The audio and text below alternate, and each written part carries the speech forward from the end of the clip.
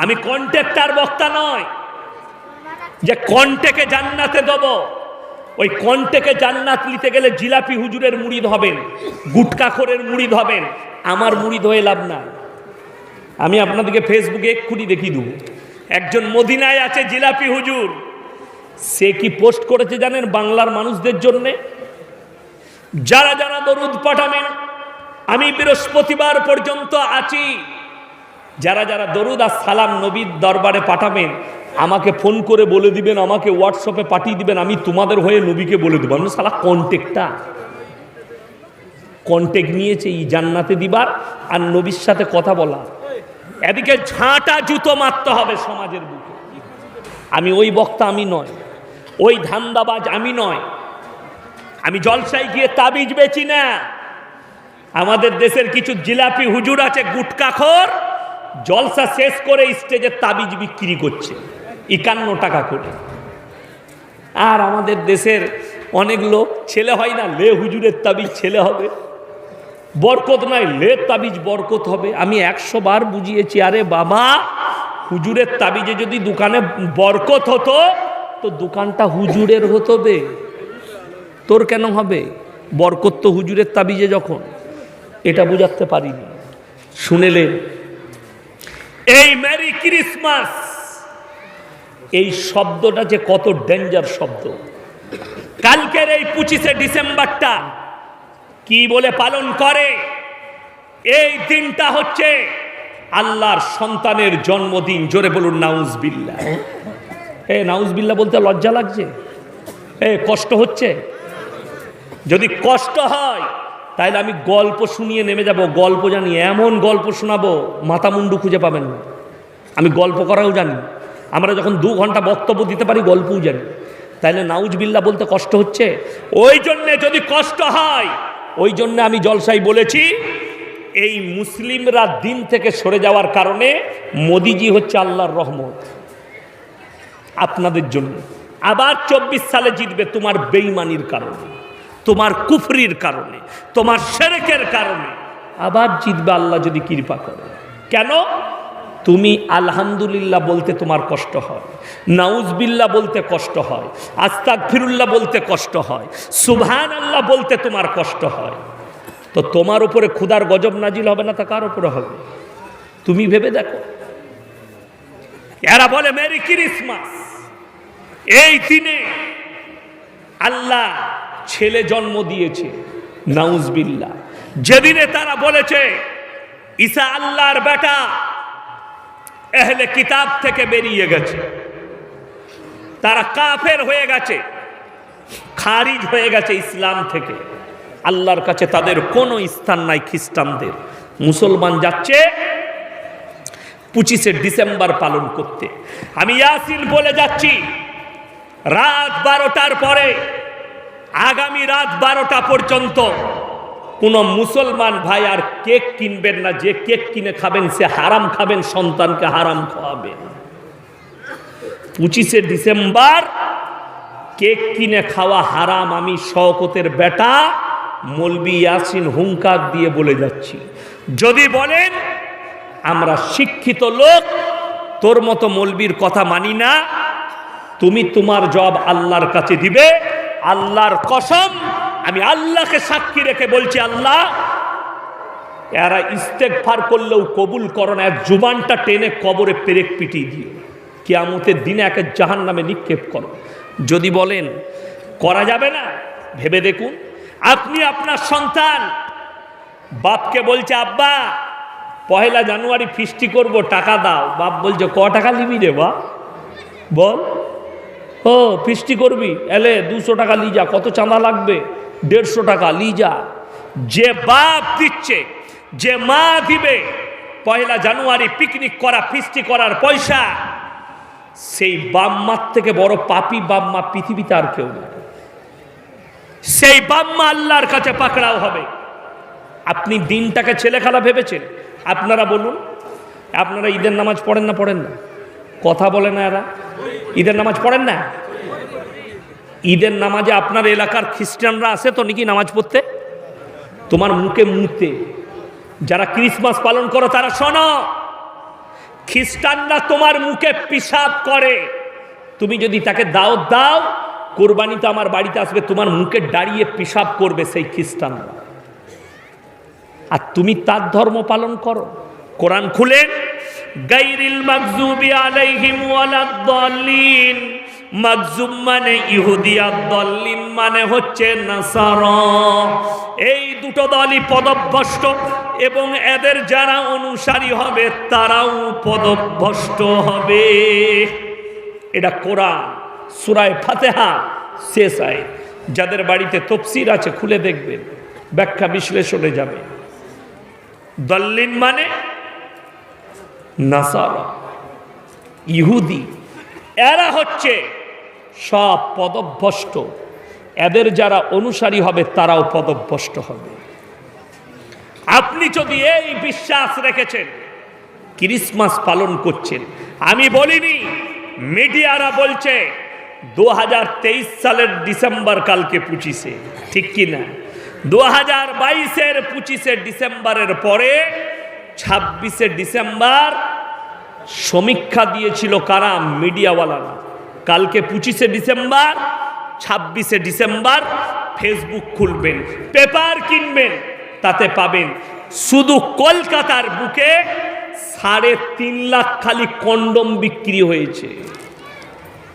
ধর্ষণ, ব্যভিচার করেছে যুবক যুবতীরা, রাস্তাঘাটে পার্কে কুকুরের মতো জিনা করেছে। আর আমি ইয়াসিন ওটাই যুবক দিকে সাবধান করতে আসছি। তোমার বন্ধু যদি বলে, আমাদের দেশের যারা হিন্দু ভাই আছেন তারাও শুনেলেন, এটা হিন্দুদের সংস্কৃতি নয়, সনাতনীদের সংস্কৃতি নয় যে তারা ক্রিসমাস পালন করে। তোমরা তো আল্লাহকে বিশ্বাস করো না, তোমরা তো নবীকে বিশ্বাস করো না। হে আমার সনাতনী ভাই, তোমরা যদি ক্রিসমাস পালন করো, তোমরা কি মরিয়মকে মানো? তোমরা কি ঈসা মাসিকে মানো? তোমরাও তোমার সংস্কৃতি থেকে সরে গেছো। আর মুসলমান, তোমরাও সরে গেছো। আমি এটা শুনেলেন আপনার কাছে কারোটা মানা করলাম, তারপরেও লাগিয়েছে কারো, এটা এখানে নামিয়ে দে। আমার মুসলমান ভাই, আমি এটাই বুঝাতে চাইছি, এই জন্য আপনার দ্বীনি শিক্ষার প্রয়োজন। আপনার সন্তানকে, কে বলল 7 বছর বয়স আপনার সন্তানের, কি করবেন? তাকে আপনি মাদ্রাসায় নিয়ে আসুন। এই মাদ্রাসায় 7 বছরের ছেলে যদি হিফজ করতে লাগে, 3 বছরে হাফিজে কোরআন হবে। ক বছর বললাম? 3 বছর সময় লাগবে। হাফেজ হয়ে গেল, ছেলেকে আপনি ভালো কনভেন্ট, ভালো স্কুলে দেন। সেই ছেলেটা ডাক্তার হোক, সেই ছেলেটা প্রফেসর হোক, সেই ছেলেটা উকিল হোক, সেই ছেলেটা ব্যারিস্টার হোক, সেই ছেলেটা আইপিএস হোক, নিষেধ নেই, সে তার দিনকে বিক্রি করবে না, ঈমানকে বিক্রি করবে না। শুনে রেখে দেন, যদি মুসলিম ছেলে উকিল থাকে, আমার মুসলমান যে উকিল ভাইরা আছেন, কেস লড়েন, টাকা ইনকাম করছেন, তাদেরকে অনুরোধ করে বলে যাচ্ছি, যদি মিথ্যা কেস লড়ো, মিথ্যা মামলা লড়ো, তোমার ওই টাকাটা, ইনকামটা হারাম হবে। যেমন আমরা মৌলবীরা জলসা করে টাকা নিলে এরা ফতোয়াবাজি করে, টাকা নেওয়া যাবে কিনা? আর আমি বলে দিই, শুনে যান, যারা ঘুষ দিয়ে চাকরি নিয়েছে, ঘুষ দেওয়াও হারাম আর নেওয়াটাও হারাম। যে নিয়েছে সেও হারাম খেয়েছে, যে দিয়েছে সে তার থেকে বড় হারামখোর। যে দিয়েছে চালাকি জুড়েছ। আরে জাস্টিস গঙ্গোপাধ্যায়, যিনি চাকরিগুলো হাইকোর্টের জজ বাতিল করেছে, তাকে আমি স্যালুট করি।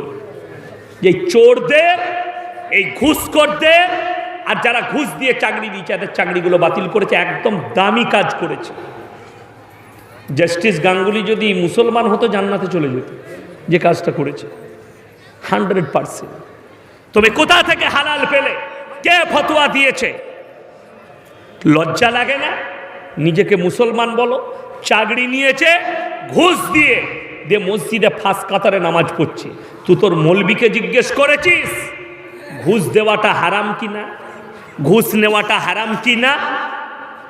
যারা পুলিশের চাকরি করেন, যে বাবুরা, আমার মুসলমান ভাইরা, আমি ইয়াসিন আল্লাহর কসম করে বলে যাচ্ছি, যদি ঘুষ খায় সেই টাকাটা হারাম।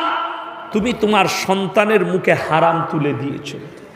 আপনি মুসলমান, খালি এটা বুঝলেন, শুনেলেন, দোয়া কবুলিয়াতের জন্যে আপনি চাইছেন দোয়া, নামাজ পড়ে আপনাকে আল্লাহকে বললেন, আল্লাহ গো তুমি আমার ব্যবসায় বরকত দাও, দোয়া আপনার কবুল হলো না। কেন হয়নি? আপনাকে আগে শর্ত হচ্ছে হালাল খাবার। ইসলামী শরীয়তে দোয়া কবুলিয়াতের জন্যে হালাল খাবার খেতে হবে। আপনি যদি কালিয়াচকে যান কিংবা হাই রোডে মালদায় যান, হরিশ্চন্দ্রপুর বাজারে যান, যদি কোনো হোটেলে রেস্টুরেন্টে খেতে যান, কি জিজ্ঞেস করবেন? দাদা মুরগিটা জবাই না কাটা? করবেন না? করবেন না? এ করতে হবে না? হবে না? করতে হবে। কলকাতায় যান, বোম্বে যান, দিল্লিতে যান, দাদা মুরগিটা জবাই না কাটা? এটা আপনাকে জিজ্ঞেস করতে হবে। তো আরে আমি মুসলিমদের হোটেল, মালিক বসে আছে টুপি লাগিয়ে বোম্বেতে, শালিমার হোটেল, সেইখানে খাসির টেংরি কাবাব দিয়েছিল। আমি তাদেরকেও জিজ্ঞেস করেছি, भैया ये जब है ना? बोले भाई ये तो मुसलमान का होटल है। আমি হাসলাম একটু, বলো नहीं, मैं पूछ रहा था, पूछना हमारे लिए जरूरी है। আমাদের জন্যে হালাল মাল খাওয়া দোয়া কবুলিয়াতের জন্য শর্ত, ইমান মজবুত করার জন্য। আপনি মুরগিটা বুঝলেন যে মৌলী সাহেব বলেছে জবাই করা মুরগি খাবি, এটা বুঝলেন। একটা মুসলিমদের ছেলে লরি চালায়, লরি চালাতে চালাতে হোটেলে দাঁড়িয়েছে, ঢুকেই বলছে, মুসলমানদের অবস্থাটা বলছে, ভাই এক বোতল মদ দে তো রে। মদ খেয়ে নিলে মাল। তারপরে বলছে মুরগি কষা আর রুটি নিয়ে আয় তো। মদ খাওয়ার পরে রুটি খাবে হজরত, রুটি আর মুরগির মাংস এনেছে। তখন বলছে মুরগিটা জবাই করা, আমরা মার হারাম খোরকে জুতো করে। প্রথমে মদ খেয়েছে, তার আর জিজ্ঞেস করার দরকার আছে? কথা বলে, তুই তো প্রথমে হারাম চালিয়েছিস, আর জিজ্ঞেস করে লাভ কি আছে? প্রথমে মদ চালালে আর জবাই দেখে লাভ নাই। তো সব মালটাই চলবে, তো তুই মদ খেয়েছিস, হারাম খেয়েছিস। এইটা মুসলমান দিকে বুঝতে হবে। আপনি সকালবেলায় উঠে শুনে গেলেন ইয়াসিন ভাইয়ের বয়ান যে ভাই জবাই করা মাংস খেতে হবে। আপনি বাজারে চলে গেলেন সকালে, ইয়াসিন ভাই বলেছে জবাই করা মাংস, মুরগিটা জবাই আছে, 1 কিলো দে তো। লিখছেন জবাই করা মাংস, টাকাটা সুদের, সেই একই মাল দাঁড়িয়ে গেল। কথাটা বুঝতে পারেননি? টাকাটা কি? সুদের, একই জিনিস দাঁড়িয়ে গেল।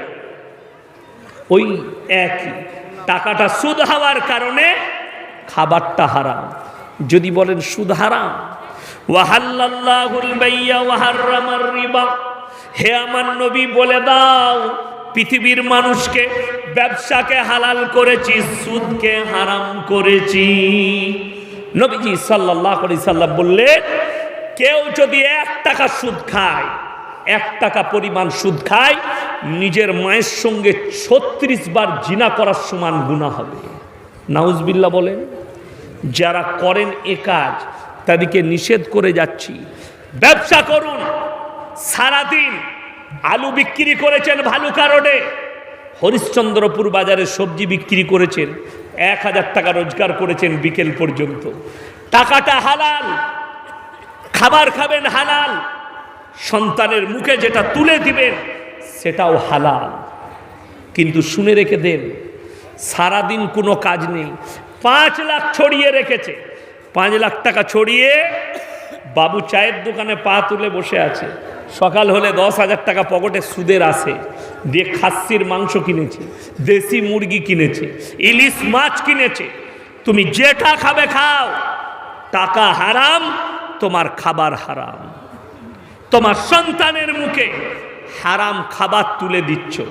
আল্লাহ নবী সাল্লাল্লাহু আলাইহি ওয়াসাল্লাম সাহাবীদিকে যে ইসলামটা বুঝিয়েছে, তোমার মতো নয়। আমরা তো ইসলাম বুঝতে পারলাম না। আপনি আমি ইসলাম বুঝেছি কি? নামাজ পড়ো, রোজা রাখো, টুপি লাগাও, দাড়ি রাখো, হজ পড়ো, জলে হজ করলাও, যাকাত দাও, এটা ইসলাম। দান করো, এটা ইসলাম। ভুল, এটা ইসলাম নয়। এগুলো ইসলামের আদর্শ। নামাজ ফরজ করেছেন আল্লাহ, পড়তেই হবে আপনাকে। যার নামাজ নাই তার ইসলাম নেই। রোজা আল্লাহ ফরজ করেছে, হার হালতে আপনাকে রোজা রাখতে হবে। যাকাত ফরজ করেছে, যার যাকাত ফরজ হয়ে যাবে তাকে যাকাত দিতে হবে। এটা আল্লাহ সব বিধান দিয়েছে। কিন্তু ইসলাম হচ্ছে পরিপূর্ণ একটা জীবন ব্যবস্থার নাম ইসলাম। আপনার মাথা থেকে পা পর্যন্ত প্রত্যেকটা কাজ রসুল সাল্লাল্লাহু আলাইহি সাল্লামের আদর্শ মোতাবিক হতে হবে। মাথা থেকে পা পর্যন্ত। পায়খানায় ঢোকার আদব নবীজি বলেছেন, মসজিদে ঢোকার আদব বলেছেন, বাজারে যাওয়ার আদব বলেছেন, আপনি কোন জায়গায় পা রাখবেন নবীজি শিখিয়েছেন। সব কিছু নবীজি আদর্শ দিলেন। আপনি নিতে পারেননি কেন? আপনি দিনী শিক্ষা, দিনী চর্চা নিজের মধ্যে আনেননি। সবাই নিয়ত করুন, আজ থেকে আমাদের সন্তানদিকে আমরা দিনী চর্চা দেবো। জোরে বলুন ইনশাআল্লাহ। কি করে দিবেন শুনেলেন? হয় মাদ্রাসায়, এখন দেখবেন স্কুলের পরীক্ষা হয়ে গেছে, হয়েছে না হয়নি? কথা বলে, পরীক্ষা হয়ে গেছে। এই গ্রামের মানুষ যারা আছেন তাদেরকে অনুরোধ করে যাব, যে বাচ্চাদের পরীক্ষা হয়ে গেছে যতদিন না স্কুল খুলছে মাদ্রাসায় সকালে পাঠান, যার বিকালে সময় হবে বিকালে পাঠান। কোরআন পড়াটা শিখে নে, একটু উর্দুটা শিখে যাক, হাদিস কোরআনটা শিখে যাক, হারাম হালালটা বুঝতে শিখুক। তা না হলে শোনো, তোমার যদি মনে হয় এই কোরআনের শিক্ষা দিলে আমার ছেলে গুমরা হবে, এই কোরআনের শিক্ষা দিলে আমার ছেলে কি পাবে, তাদেরকে বলে যায়, যদি তুমি এই কোরআনের শিক্ষা থেকে, দ্বীনি চর্চা থেকে ছেলেকে দূরে রাখো, তোমার ছেলে ইঞ্জিনিয়ার তো হবে কিন্তু তসলিমা নাসরিনের ভাই হবে। তোমার ছেলে ডাক্তার তো হবে, জাস্টিস ইনায়েতুল্লাহর মতো হারামের আওলাদ দাঁড়িয়ে যাবে। তোমার ছেলে ডাক্তার, মাস্টার, প্রফেসর তো হবে কিন্তু সালমান রুশদির মতো হারামের আওলাদ তৈরি হবে। ইসলামের দুশ্মন রসুলের দুশ্মন হবে, কোরআনের দুশ্মন হবে। এরা কেউ অমুসলিম ঘরে জন্ম নেয়নি, সবাই মুসলমান ঘরে জন্ম নিয়েছে। আপনি কি বলছেন? আজকে অবাক লাগে, মুসলমানের আকীদা, যে আকীদায় আপনি লালিত হচ্ছেন, আপনার জানা আছে কি আকীদার ওপরে আপনি টিকে আছেন? আল্লাহ আপনাকে আমাকে কি আকীদার ওপরে টিকিয়ে রেখেছে? ইসলাম সত্য, সত্যের ওপরে ইসলাম টিকে আছে, আল্লাহর কসম। জোরে বলুন একবার সুবহানাল্লাহ। ইসলাম মিথ্যার ওপরে নয়, সত্যর ওপরে টিকে আছে। যার কারণে বেঈমান কাফেরদের, নেমখারামদের, বেঈমানদের শত চেষ্টার পরেও ইসলামকে মিটানোর ক্ষমতা এদের শক্তিতে নেই। জোরে বলুন সুবহানাল্লাহ। ফিলিস্তিনের কটা বাচ্চা মারা গেছে, কয়েকশো মানুষ মারা গেছে। আপনি বিচলিত হচ্ছেন, আপনি পেরেশান হচ্ছেন। আরে শুনে নেন, দোয়া করুন। এই ফিলিস্তিনের মসজিদে আল আকসায় একদিন ইসলামের ঝান্ডা গাড়া হবে। জোরে বলুন না সুবহানাল্লাহ। এটা নবীজি সাল্লাল্লাহু আলাইহি সাল্লামের হাদিস, এটা সত্য হবে। কিন্তু জানেন, আমি এক মাস আগে উত্তর দিনাজপুরে কোথাও ইটাহারের পাশে ছিলাম। একজন মাস্টার মশাই আমার আগে কথা বলছিলেন, ভদ্রলোক।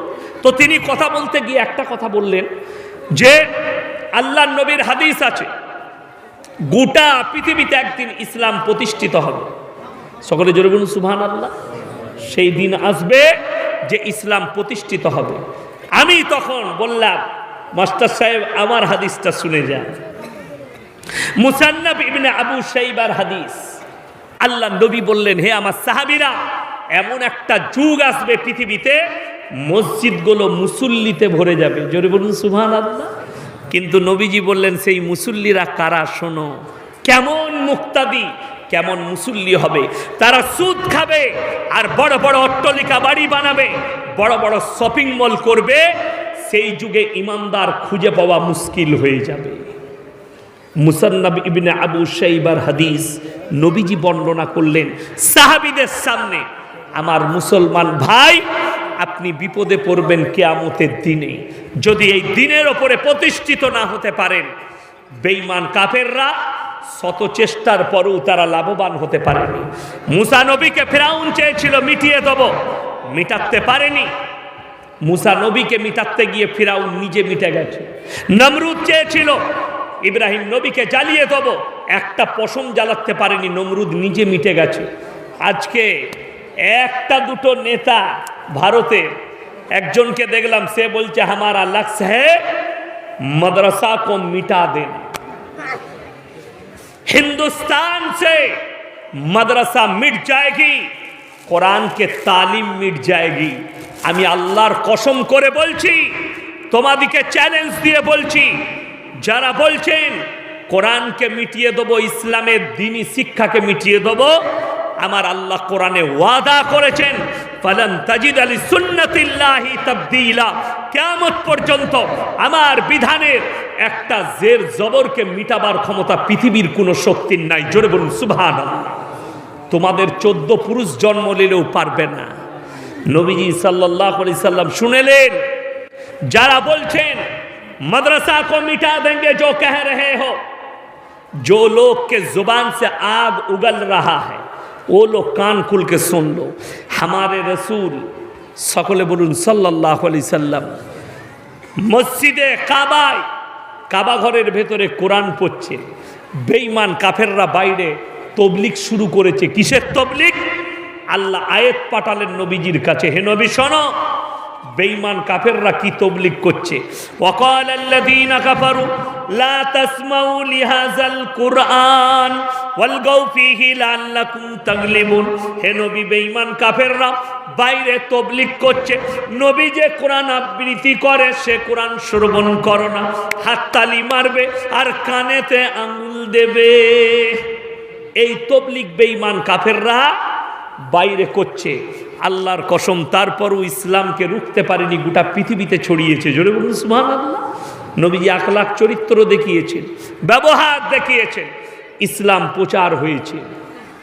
যারা চাইছে তাদের দিকে ধ্যান দিবেন না, অনুরোধ করে বলছি, খালি দোয়া করবেন, নামাজ পড়ে আল্লাহ ইমানের ওপরে টিকিয়ে দাও।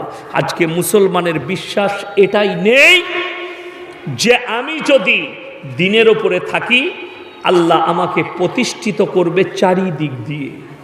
আপনারা বলুন, আমাদের সমাজে সব থেকে বেতন কম কার? কথা বলে না? মৌলবীদের, ইমামদের। সব থেকে ভালো খাবারটা কার? কথা বলেন না? ডেলিগেটে আপনাদেরকে কি খাইয়েছে?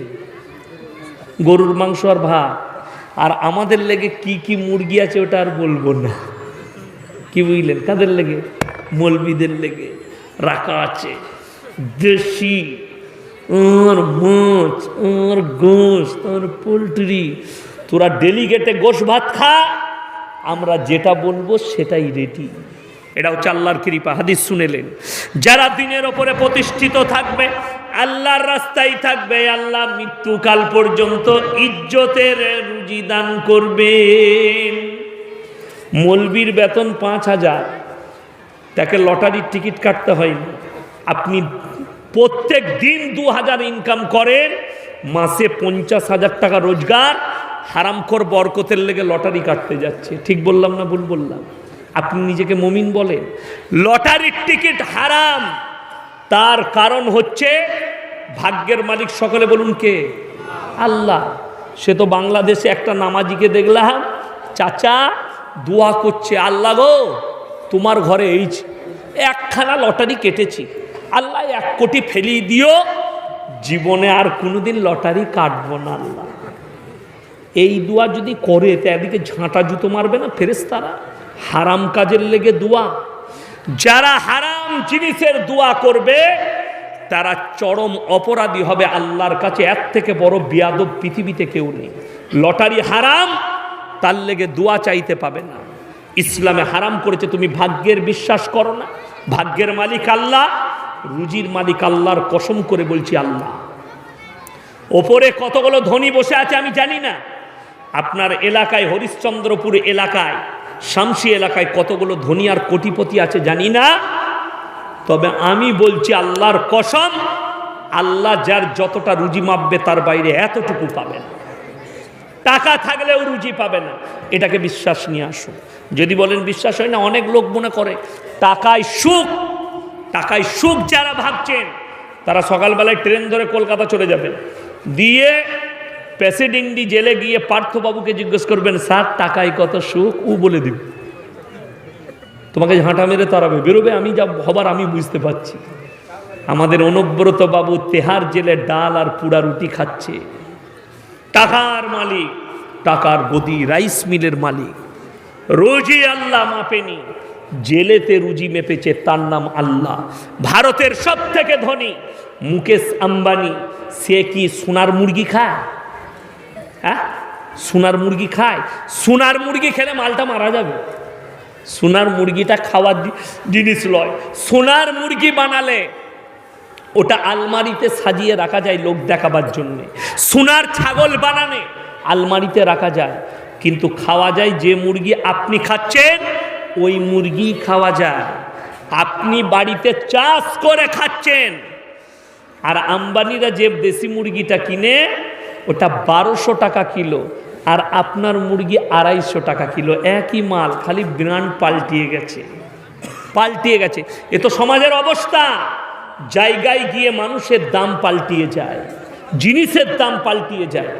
আমি গত বছরে, এবারে নয়, এবারেও গিয়েছিলাম হায়দ্রাবাদে জলসা করতে, কিন্তু গত বছরে যখন জলসায় গিয়েছিলাম তো আমি হায়দ্রাবাদে 11টায় জলসা শেষ করেছি। একটা ঘড়ি কিনেছিলাম, ঘড়ি চারমিনারে, যে চারমিনার আছে ওখানে ঘুরতে গিয়েছিলাম, ফালুদা খেলাম, ফলের জুস খেলাম, দিয়ে দেখছি ঠেলায় ঘড়ি বিক্রি করছে। আমি বললাম ভাই কিতনা রুপিয়া কিমাতে? বলে 200। আমি বললাম 150 মে আয়েগা, লে লো। আমি হাতে গতি নিলাম, 150 টাকা দিলাম। তারপরের দিনে দুর্গাপুর কাজী নজরুল ইসলাম এয়ারপোর্টে নেমেছি, টানা চলে এসছি ধুলিয়ানের কাছে জলসা করতে। এই আপনাদের মতো অনেক লোক। আমি দেখালাম বাবা ঘড়িটার দাম কত? একজন বললে মল্লা 7000, একজন বললে 3000, একজন বললে 700, একজন বললে 1200। যতজন দাম বলেছে সবাই ঠিক বলেছে, কেউ ভুল বলেনি। কেন? যদি বলেন দাম তো একটা, হ্যাঁ ঠিক এই জন্যই যে 7000 বলেছে সে মনে মনে ভেবেছে এটা ইয়াসিন সাহেবের হাতে আছে, মানে মালটা বিরাট মাল। বক্তা যে 3000 বলেছে সেও ঠিক বলেছে, ইয়াসিন সাহেবের হাতে আছে মানে 3000। আমি বললাম বাবা জায়গায় গিয়ে দাম পাল্টি যায়। ওই ঘড়িটায় একটা গরিবের ছেলে পড়লে বলতো দূর, তুই তো কালিয়া চোখে 80 টাকায় নিয়েছিস বেটা। ঠিক কিনা কথা বললাম? ভুল বলছি? গরিবের ছেলে পড়লে ওটার দাম 80, কিন্তু ইয়াসিন সাহেবের হাতে চেপেছে, দাম হয়ে গেল 7000। একটা পাড়ার ছেলে, আমি বুঝিয়ে দিচ্ছি কোথায় লিগে ঠেকাবো, দেখুন বাঁশটা কোথায় দেবো আপনাদেরকে, বুঝতে পারবেন। একটা গরিবের ছেলে ছিঁড়া প্যান্ট পরে রাস্তায় যাচ্ছে, চায়ের দোকানে 10টা ভদ্রলোক বসে থাকলে বলবে ও তো আমাদের পাড়া সেই অমুক গরিবের ছেলে, বলবে না? বলবে না? গরিবের ছেলে কেন? ছিঁড়া প্যান্ট পরে আছে, ওদের পয়সা নেই। ওই ছিঁড়া প্যান্টটাই শাহরুখ খানকে পরিয়ে দেন, এরা বলবে দারুণ ডিজাইন বে। লোকের ওপরে খালি লোকটা পাল্টি গেল, মালটার দাম বেড়ে গেল। ওই প্যান্টটাই গরিব পরলে গরিব হয়ে যাচ্ছে, ওই ছিঁড়া প্যান্টটা শাহরুখ খান পরলে দামি হয়ে যাচ্ছে। ব্র্যান্ডে আজকে মুসলমান ধ্বংসের কারণ এটাই। সুদ খেয়ে বড় লোক হচ্ছে, লোকের মেরে নিয়ে বড় লোক হয়েছে, পয়সা হয়েছে, তার মানে তাকে মসজিদের সেক্রেটারি করে দিয়েছে, হারাম হালালের বিচার জানুক আর না জানুক। আর একটা ইমানদার লোক চাষে খাটে, জীবনে হারাম খাই না, লোকটা নামাজি, লোকটা দিনদার, অথচ তাকে স্থান দেওয়া হয় না। আজকে আমাদের হালত, একটা সুদখোর যদি 50টা ফ্যান দান করে কোনো মসজিদে, তাকে আমরা চেয়ার ছেড়ে দিই, অথচ সেই লোকটা সুদখোর লোক, হারাম খায়, তাকে চেয়ার ছেড়ে দিই।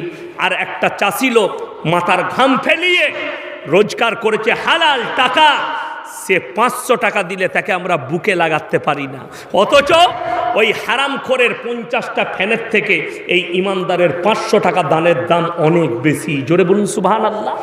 কার গায়ে লাগলো ফাটলো আমি ইয়াসিন জানি না, আমাকে দাওয়াত দিবেন না, আমার ভায়ান সবাই নিতে পারে না ওই জন্য, কিন্তু আমি হাকিকাত বলে গেলাম। জায়গা মানুষের পরিচয় দেখে আল্লাহর নবী জনাবে মুহাম্মদুর রাসূলুল্লাহ সকলে বলুন সাল্লাল্লাহু আলাইহি সাল্লাম। আজকে আমাদের হালগুলো বলে দিই, আমাদের দেশের গুটকা হুজুরদের হাল বলে দিই, এই জিলাপি হুজুরদের হাল। এরা বলছে আমরা দস্তরখানে খেতে বসলে আমাদের দস্তরখানে কেউ বসবে না, আমরা উঠে চলে যাব, তারপর আমাদের মুরিদরা এঁটোগুলো খাবে, তুই ঝাঁটা জুতো খাবি কবরে।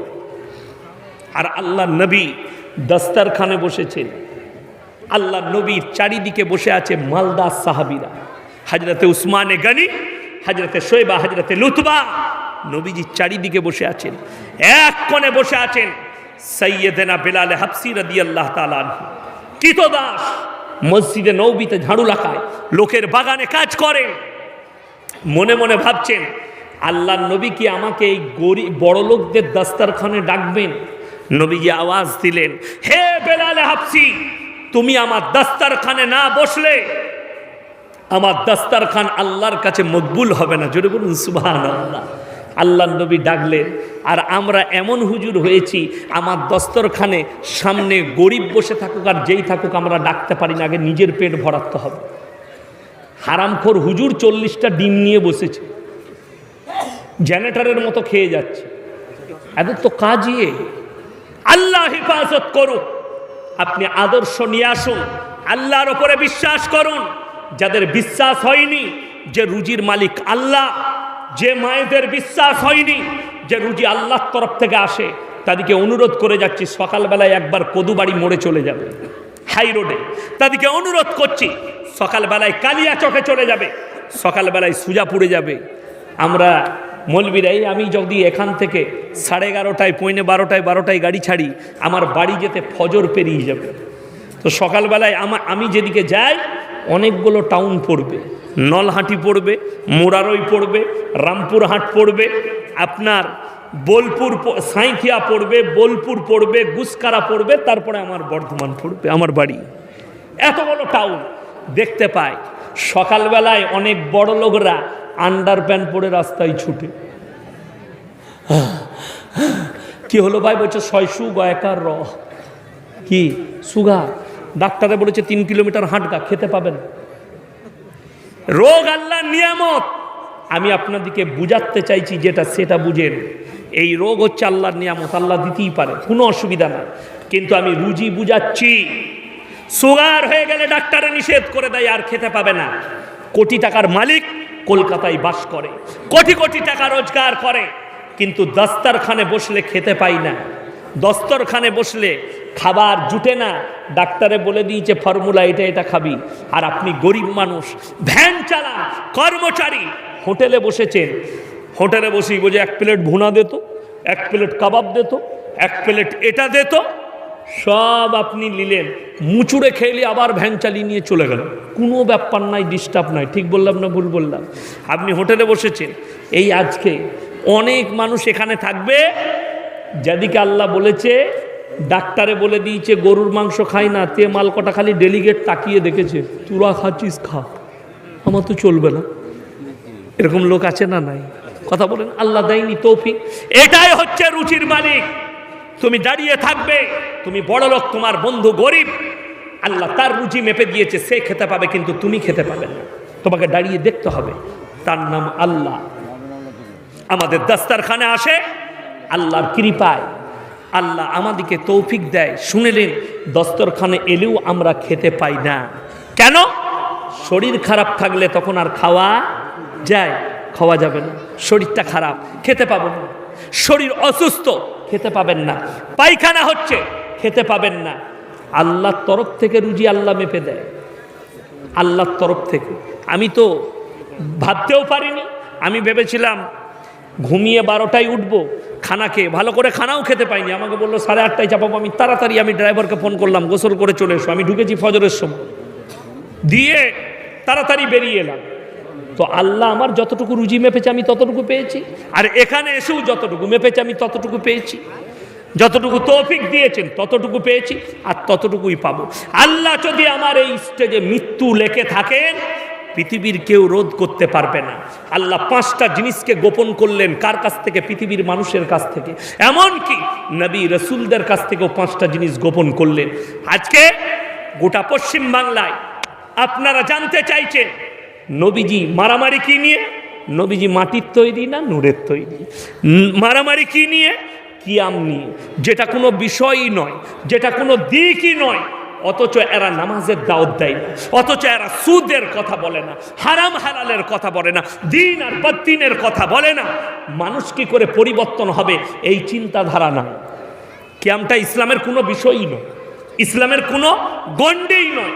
কিয়াম শব্দের অর্থ হচ্ছে দাঁড়ানো। আমরা নামাজে দাঁড়াই না, কথা বলেন, এ কথা বলেন, দাঁড়াই না। আচ্ছা আপনি বলুন, আপনারা বসে আছেন, আমি দাঁড়িয়ে আছি না বসে? বসে। আচ্ছা সবাই বললেন না? বললেন না? আর একবার বলুন তো আমার সাথে, জোরে বলবেন, সাল্লাল্লাহু আলাইহি ওয়াসাল্লাম। আচ্ছা এটা দরুদ না দরুদ নয়? কথা বলে না? দরুদ জিজ্ঞেস করো। এটার মানে কি? আল্লাহ তুমি রসুলের ওপরে রহমত বর্ষিত করো। যখন আমি বসে নবীকে দরুদ পাঠ করছি, এখানে হারাম নয়, এখানে জায়েজ আছে।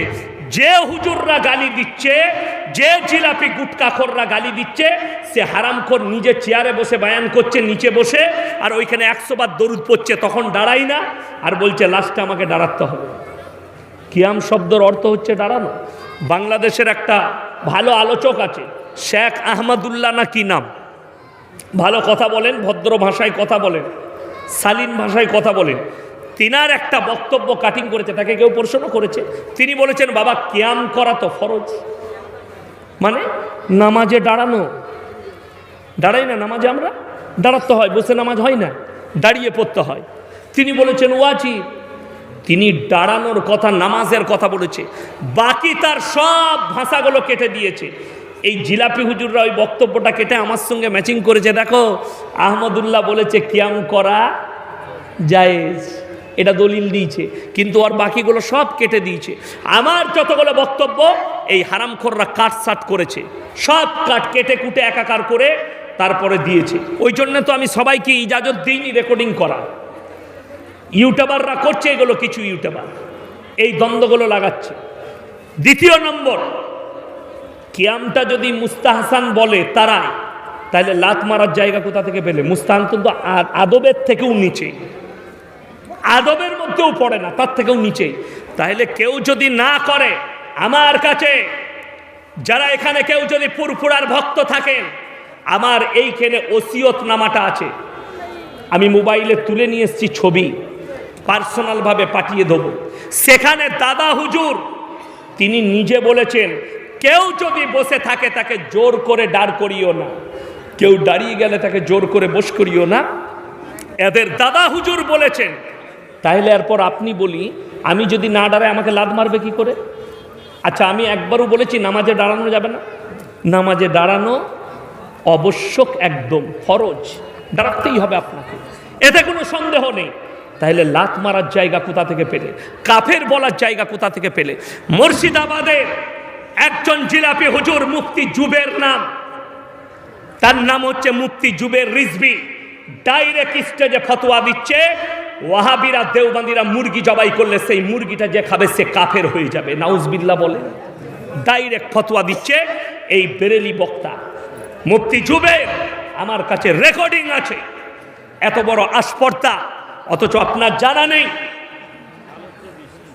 তার মেয়ে ভালোবাসা করে একটা দেওবন্দি ঘরের ছেলেকে বিয়ে করেছে, ও ফতোয়া দিচ্ছে দেওবন্দি ঘরে বিটির বিয়ে দিলে বিবির তালাক হয়ে যাবে। মুফতি জুবেরের বউটা আগে তালাক পড়েছে, ওর বউটাকে আগে কি করবি কর। যারা বলছে ওয়াহাবিদের ঘরে বিয়ে দিলে বিবির তালাক পড়ে যাবে, কাফের হয়ে যাবে, এ হারামখোররা ফতোয়া দিচ্ছে। এদের মতো লিলজ্জা শুনেলেন আহমদ রাজা বেরেলভী 1000 বই লিখেছে, কিতাব লিখেছে, তার আল্লাহর এতটুকু কৃপা হয় নাই, নবীর সিরাতের উপরে একটাও বই লিখতে পারেন। কেন? যতগুলো বই লিখেছে গালিগুলো, যা সব থেকে বেশি গালিগুলোজ লিখেছে ফতোয়ায়ে রিজভিয়ায়, খালি গালে ভর্তি করে দিয়েছে, কে কাফের কে জাহান্নামে যাবে। ইলম কালাম তো ছিল না আহমদ রাজা, সে তো আস্ত পাগল ছিল একটা, সে তো এসব বলবি। তাই আমাকে গালিগুলোজ দিচ্ছে হক কথা বলার কারণে। দেখ আমি দোয়া করি, এদের দ্বারা মানুষের পরিবর্তন হবে না। আমি বলে যাচ্ছি, যদি একবার চুরি করেন আল্লাহ ইচ্ছা করলে ক্ষমা করে দিবে। কেউ যদি ব্যভিচার করে নেয় আমার আল্লাহ ইচ্ছা করলে ক্ষমা করবেন। কেউ যদি, শুনে রেখে দেন, কেউ যদি ব্যভিচারে লিপ্ত হয়ে যায় ইস্তেগফার করলে আল্লাহ ক্ষমা করবেন, চুরি করলে ক্ষমা করবেন। কিন্তু কেউ যদি, শুনেলেন, শিরক করে, আল্লাহর আসনে কেউ কি বসায়, জিদ করে যদি শিরক করে, সেই গুনাহ আমার আল্লাহ ক্ষমা করবেন না। এটা লিখে নিয়ে যান, সবাই নিয়ত করেন আজ থেকে কেউ শিরক করব না, জোরে বলুন ইনশাআল্লাহ। কোন রকমের শিরকে যুক্ত হবেন না। এর থেকে বড় পাপ, নিকৃষ্ট পাপ পৃথিবীতে আল্লাহর কাছে আর কিছু নেই। শিরকের গুনাহ সব থেকে বড় পাপ। শুনেলেন কোরআনে আছে ফামানি তুর্র গায়রা বাকিউ ওয়ালা আদিন ফালা ইসমা আলাই ইন্নাল্লাহা গফুরুর রহিম। কিছু কিছু মৌলবি দেখবেন ফেসবুকে, আমি আমার বাপের মাদ্রাসায় ডাব পেড়ে খেয়েছি, একটা জলসায় আমি বলেছি, এই হারামখোররা আমাকে বলছে ইয়াসিন বাপের গাছে ডাব চুরি করে খেয়েছে মাদ্রাসায়, আমাকে ডাব শুনেলেন একটা ডাব চুরি করে আমি বাপের গাছে ডাব পেড়ে খেয়েছি, আমার জন্য হালাল আছে, কিন্তু আল্লাহর কৃপায় তোমাদের মতো আমাকে আল্লাহ সিন্নি খাওয়াইনি, মাজারের পড়া মুরগি খাইয়ে আমাকে মানুষ করেনি। তোদের মুরগি খাইয়ে জন্ম, মুরগি খাইয়ে মানুষ, মুরগি খেয়ে মলবি কোথাকার মাজারে। শুনেলেন উলামাদের মতামত, মুহাদ্দিসিনদের মতামত, যদি কোরআনে আছে ফামানি তুর্র গায়রা বাকিউ ওয়ালা আদিন ফালা ইসমা আলাই, তোমরা এমন জায়গায় পৌঁছে গেছো যেখানে কোনো আর খাবার নাই, না খেলে আপনি মারা যাবেন, সেখানে আপনাকে জান বাঁচানোর জন্যে 3টে প্লেট লাগানো আছে। কটা বললাম? কথা বলেন কটা? 3টে। একটা প্লেটে কুকুরের মাংস, একটা প্লেটে শুয়োরের মাংস, আর একটা প্লেটে মাজারের পরা মুরগির মাংস। উলামারা মুহাদ্দিসিনরা মত দিচ্ছে শুয়োরের মাংসটাও এক টুকরো হলে খেয়ে নিতে পারবে, মুরগিরটাও কুকুরেরটাও খেতে পাবে, কিন্তু মুরগিরটা খেতে পাবে না। মুরগিরটা তার থেকেও বড় ডবল হারাম। এই হারামটা হচ্ছে শুয়োরের মাংসটা আল্লাহ ডাইরেক্ট হারাম করেছে, করেছে না করেনি? এই মাংসটা হালাল তো ছিলই, কবরের নামে মান্নত করার জন্য 1 নম্বর হারাম, 2 নম্বর মরা মানুষের নামে মান্নত করার কারণে ওটা ডবল হারাম হয়ে গেছে। ওই মুরগির মাংসটা ওর থেকে অনেক ভালো মুহাদ্দিসিনরা উলামারা আলেমরা মত দিচ্ছেন ওই শুয়োরের মাংস। আমি ইয়াসিন বলে যাচ্ছি, খাবেন না। মাজারের মুরগি দেওয়া আল্লাহ ছাড়া কারুর নামে মান্নত করা যাবে না। এইখানে কোরআন শরীফ দিয়েছেন মাদ্রাসায়, মায়েরা দেন আর ভাইয়েরা দেন। কার জন্য দিয়েছেন? আল্লাহর জন্যে না ইয়াসিন এসছে ইয়াসিনের জন্য? কথা বলেন। আল্লাহর জন্যে মাদ্রাসায় দিয়েছে। আমার ছেলে সুস্থ হয়ে গেছে, আমি মাদ্রাসায় 1000 টাকা দেবো আল্লাহর রাস্তায়, জায়েজ আছে। আমার ছেলে মাধ্যমিকে ফার্স্ট হয়েছে, একটা গরু কুরবানি করে আল্লাহর রাস্তায় আমি গোটা গ্রামের মুসল্লিকে খাওয়াবো, জায়েজ আছে। আমার ছেলে সুস্থ হয়ে গেছে, মাদ্রাসায় একটা গরিব এতিম মিসকিন দিকে ছাগল দেবো আল্লাহর রাস্তায় জবাই করে খাওয়াবে, জায়েজ আছে। কিন্তু কেউ যদি বলে আমার ছেলে ফার্স্ট হয়েছে, আমি পাথর চাবড়ি বাবার নামে ছাগল দেবো, 1000 বার বিসমিল্লাহ পড়ে জবাই করলেও হারাম হবে, শুয়োরের মাংসের সঙ্গে আল্লাহ তুলনা করেছে। যদি বলেন কোথায়?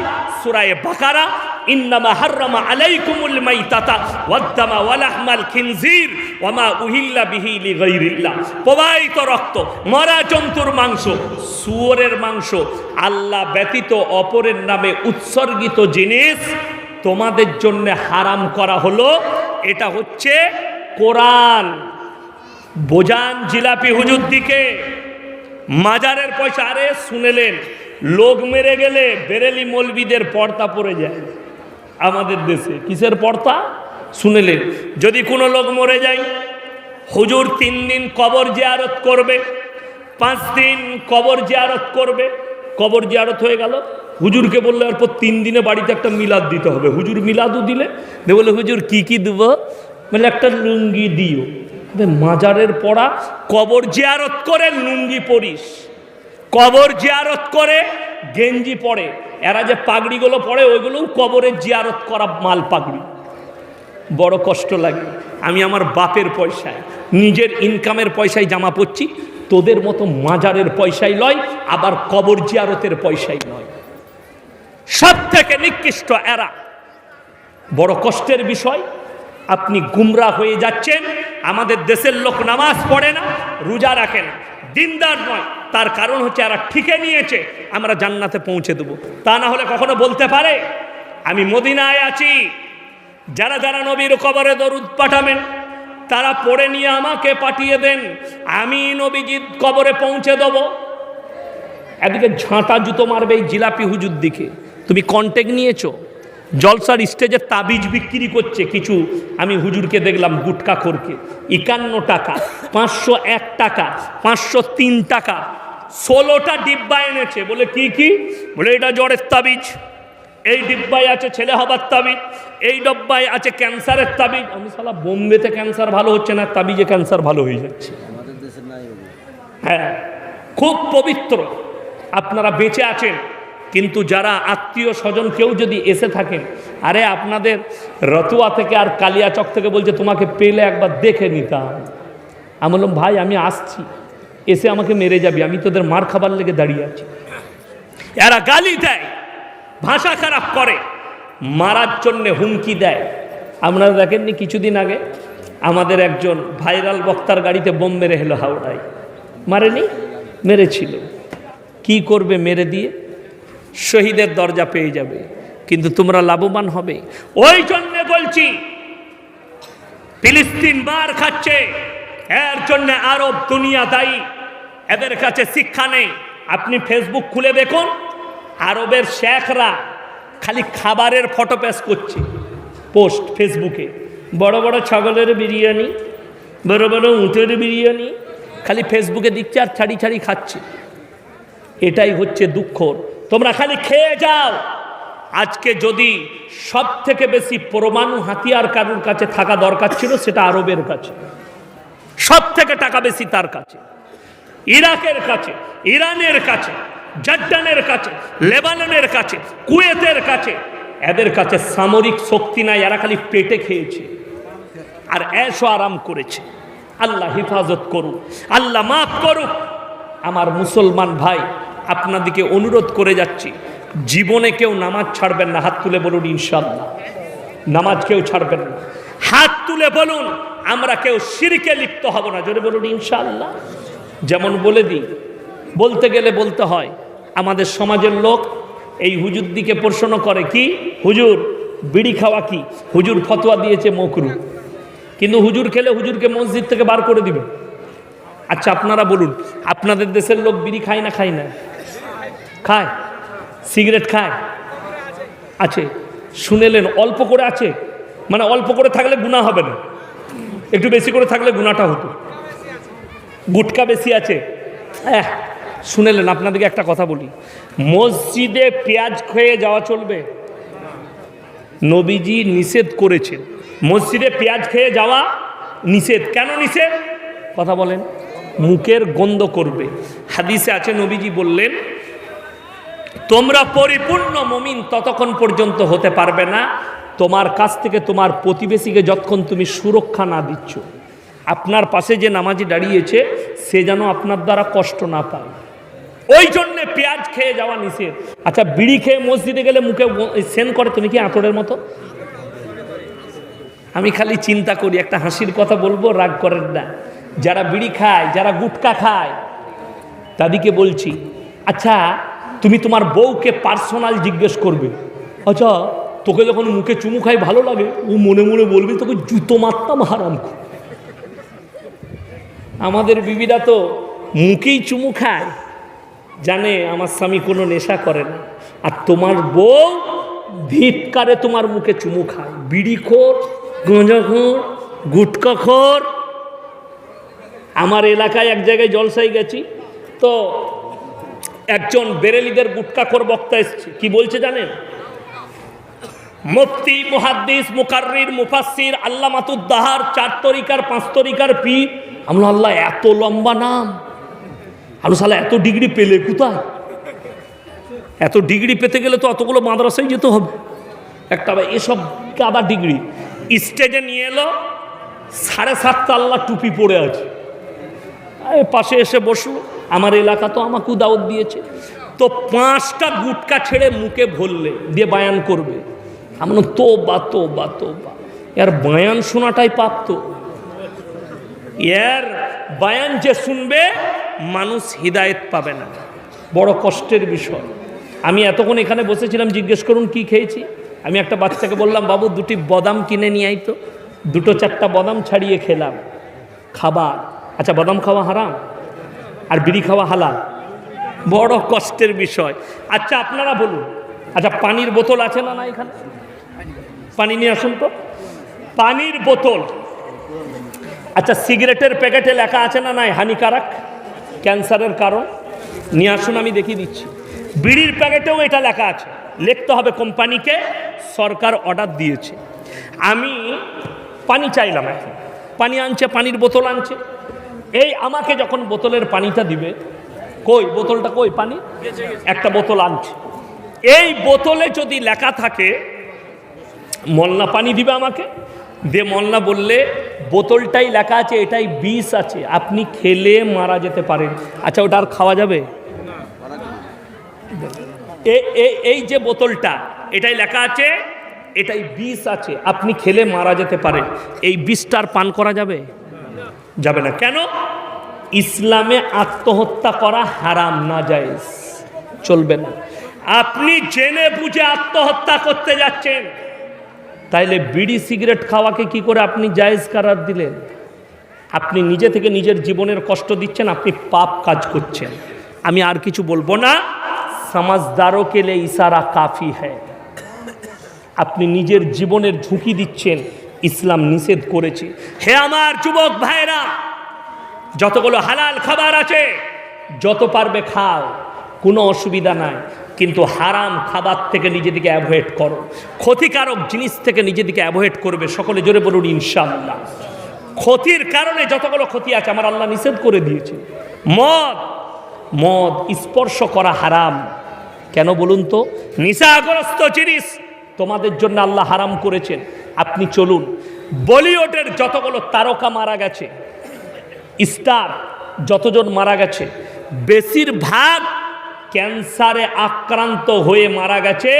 তার কারণ হচ্ছে মদ আর আফিং আর ড্রাগস। পারভিন ববি বলে একটা নায়িকা ছিল, কয়েক বছর আগে মারা গেছে, 10 বছর 12 বছর আগে। পারভিন ববি, মুসলিমদের, বিয়ে করেনি সে জীবনে। তো সে যখন মরে গেছে, তার ফ্ল্যাটে তার ময়না তদন্ত করলো যে কেউ মেরে দিল নাকি। ময়না তদন্ত করার পরে পাওয়া গেছে অতিরিক্ত ড্রিঙ্ক এবং ড্রাগস নেওয়ার কারণে তার মৃত্যু ঘটেছে। শুনেলেন, একমাত্র নেশায় লিপ্ত ছিল না একটাই আর্টিস্ট, তার নাম হচ্ছে ইউসুফ খান উর্ফে দিলীপ কুমার। তাকে আমি বান্দ্রার মসজিদে অনেকবার নামাজ পড়তে দেখেছি, জামে মসজিদে আসতো। তিনি 90+ না কত বছর বয়সে মারা গিয়েছিল আমার জানা নাই, 90+। তো তিনি একমাত্র আছেন। আর একটা লোক নিশামুক্ত ছিল, তার নাম হচ্ছে কাদের খান।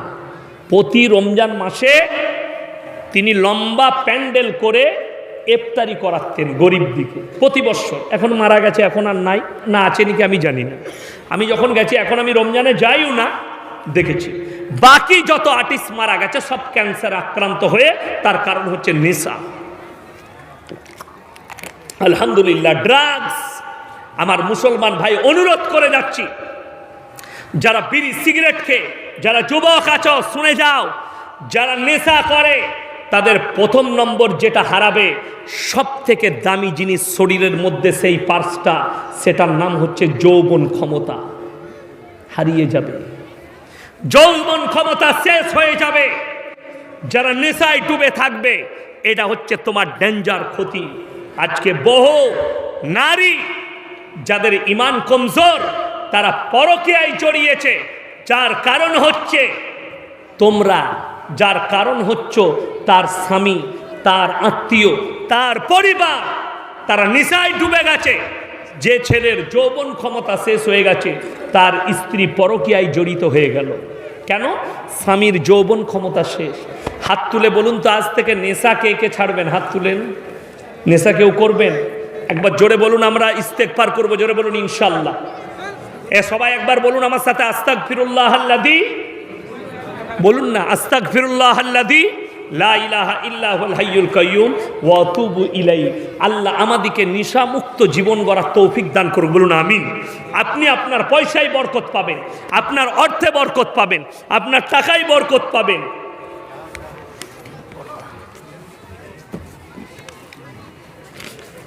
হ্যাঁ, আমার মুসলমান ভাই, আপনাদেরকে বলি, আপনার সব কিছুতে আপনি বরকত খুঁজে পাবেন। যে বাড়িতে নেশা চলে, যে বাড়িতে জিনা চলে, যে বাড়িতে বেপরদাহি আছে, যে বাড়িতে বদদিনী আছে, সেই বাড়িতে বরকত আসতে পারে না। আমি চ্যালেঞ্জ দিয়ে বললাম। যদি বলেন আম্বানির বরকত কি করে, শুনেলেন, পয়সা আল্লাহ দুজনকে দেয়। কজনকে? দুজনকে। এক ইমানদার, এক বেঈমান। কেন বলে দিই? বেঈমানকে আল্লাহ পয়সা দিয়েছে, সেই পয়সাই তাকে জাহান্নামে টেনে নিয়ে যাবে। আর ইমানদারকে আল্লাহ টাকা দিয়েছে, সেই টাকাই তাকে জান্নাতে নিয়ে যাবে। হাদিস শুনেলেন। যারা গরিব আছেন মায়েরা শুনবেন, যারা গরিব মানুষ মা বোন আছেন তারা ভালো করে শুনেলেন। আর যারা গরিব আছেন খেটে খান, হাদিসটা শুনে যান। কিয়ামতের দিনে একজন বড়লোক মমিনের থেকে একজন গরিব মানুষ মমিন 500 বছর আগে জান্নাতে যাবে। জোরে বলুন সুবহানাল্লাহ। আপনি গরিব, আপনি ভাগ্যবান, রোজ এনেছেন, খেয়েছেন, শেষ হয়ে গেছে, বাস সব শেষ। কিন্তু হারাম থেকে অ্যাভয়েড করুন। আচ্ছা আপনারা বলুন, যে মুরগি খায় সে বেশি দিন বাঁচে না? ডাল আলু খেলেও বাঁচা যায়। কথা বলেন, সবজি খেলেও বাঁচা যায়, ডাল আলু খেলেও। আমি আপনাকে উদাহরণ দিয়ে বুঝিয়ে দিই। আমাদের দেশের সাঁওতাল যারা আদিবাসী, তারা আমাদের বর্তমানে ধান কাটতে আসে কোথা থেকে? ঝাড়খণ্ড থেকে, আপনার এই মুরারো এই সাইড থেকে যায়। তারপরে আপনার আসে কোথা থেকে? বহু জায়গা থেকে আসে, মেদিনীপুর, বাঁকুড়া, পুরুলিয়া থেকে আদিবাসী মা বোনেরা ভাইয়েরা ধান কাটতে আসে। তাদের যে বাচ্চাগুলো থাকে, মা ধান কাটছে, বাচ্চাটাকে এলের ওপরে শুইয়ে দেয়, মাটিতে শুইয়ে দেয়, সেইখানেই মানুষ হচ্ছে। কিন্তু আপনার ছেলে হলে মা বলছে একে ভালো করে মশারি ঢাকা দিয়ে, কেতা দিয়ে, ভালো করে চাপা দিয়ে, আমার ছেলের যেন কিছু না হয়। তার ছেলে মাঠে মানুষ হচ্ছে, কিচ্ছু হয়নি।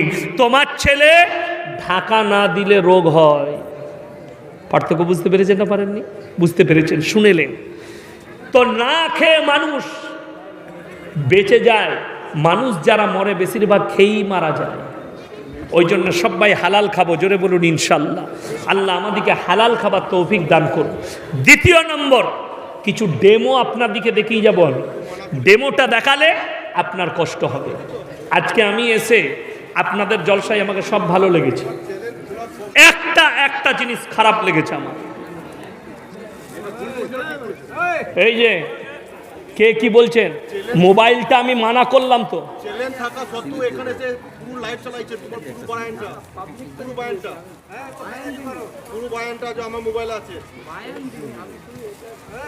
আচ্ছা ছেড়ে দাও, ছেড়ে দাও, এখন ছেড়ে দাও।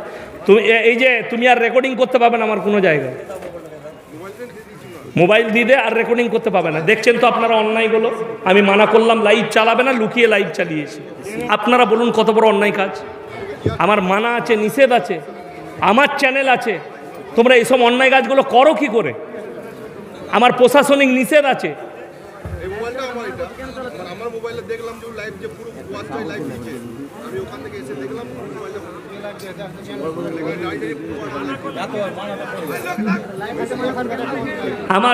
আমার ভাই এইদিকে তাকান, ছেড়ে দেন, ছেড়ে দে টোটন, ছেড়ে দে, ওকে ছেড়ে দে। মানুষত্ব না থাকলে আর কি বলবো, একটা সাধারণ জ্ঞান থাকবে তো। আমি রেকর্ডিং করতে দিয়েছি, এটাই তোমার যদি মনে হয় যে আল্লাহর কৃপা নয়, তাহলে এরপর বন্ধ করে দেবো। আর রেকর্ডিং কাল থেকে করতে দেবো না কেউকে। আমি পরশু দিনাজপুরে আছে, সব বন্ধ করে দেবো কালকেই লাইভে এসে। আমি আপনারা বাকি চ্যানেলওয়ালা যারা আছেন তারা বুঝে করবেন। ওই একজনের জন্য আমি কেউকে রেকর্ডিং করতে দেবো না, বন্ধ করে দেবো। শুধুমাত্র আমার চ্যানেলটা রেকর্ডিং করবে। আশ্চর্য বিষয়, আমি মানা করলাম যে আমার লাইভ করা যাবে না, রেকর্ডিং করুন না, পরে ছাড়বে কেটে কেটে। নিজেকে চালাক ভাববেন না, বুকা সে যে নিজেকে চালাক ভাবে সে সব থেকে বুকা। এটা জানেন না? আমার ক্ষতি হবে না, তোমার ক্ষতি হবে। আমি প্রথমেই বলে দিলাম, আমি একবারই সকালবেলায় গিয়ে থানায় রিপোর্ট রেখে দেবো তোমার চ্যানেল, অ্যারেস্ট করে নিয়ে আসুন, ছেলেটার মালদাই বাড়ি, আপনি বুঝে করবেন। আমার কাছে এখানে নোটিশ আছে, একদম সিবিআইয়ের নোটিশ আছে আমার কাছে মোবাইল। আমি এমনি বন্ধ করিনি, তাও আমি অনেক খড় কাঠ পুড়িয়ে তারপরে আমি করেছি, ইজাজত নিয়েছি যে হ্যাঁ রেকর্ডিং করবে, বায়ান শুনে যেগুলো কাটার কেটে দিয়ে তবে ছাড়বে। এ বড় কষ্টের বিষয় ভাই। আমার মুসলমান ভাই শুনেন, এদিকে ছেড়ে দেন।